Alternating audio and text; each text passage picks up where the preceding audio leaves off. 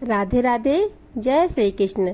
मेरे प्रिय भक्तगण, रमा एकादशी का व्रत बहुत फलदायी माना जाता है।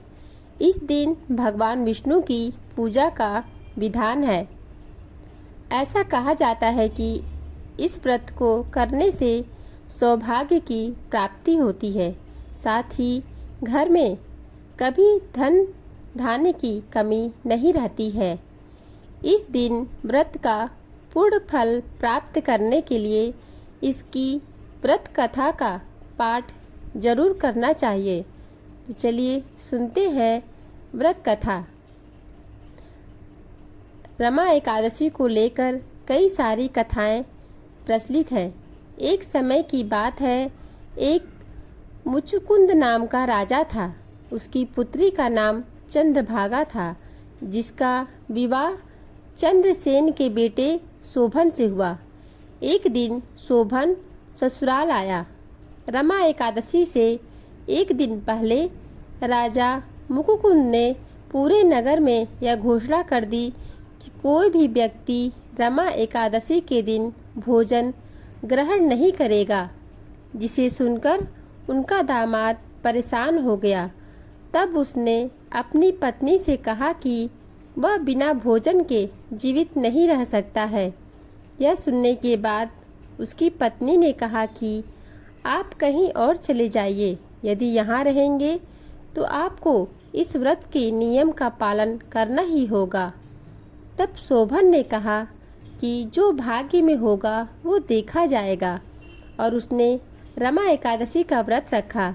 लेकिन उसे बहुत तेज से भूख लग गई, जिससे वह व्याकुल हो उठा। वहीं जब रात्रि जागरण का समय आया तो वह बहुत दुखी हुआ और सुबह तक उसके प्राण निकल गए।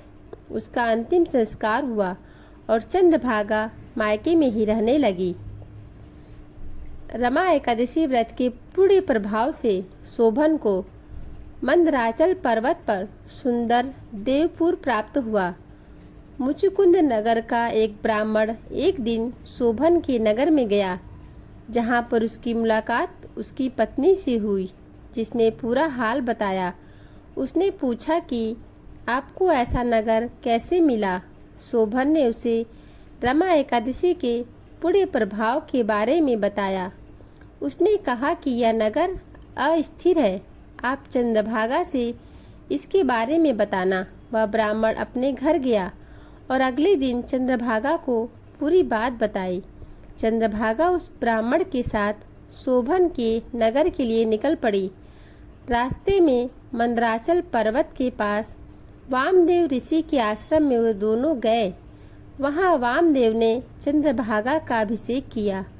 मंत्र और एकादशी व्रत के प्रभाव से चंद्रभागा का शरीर दिव्य हो गया और उसको दिव्य गति मिली। उसके बाद वह अपने पति शोभन के पास गई। उसने चंद्रभागा को अपनी बाईं ओर बिठाया। उसने अपने पति को एकादशी व्रत का पुण्य प्रदान किया, जिससे उसका नगर स्थिर हो गया। उसने बताया कि व्रत के पुण्य प्रभाव से यह नगर प्रलय के अंत तक स्थिर रहेगा। उसके बाद दोनों सुखपूर्वक उस नगर में रहने लगे। राधे राधे। जय श्री कृष्ण।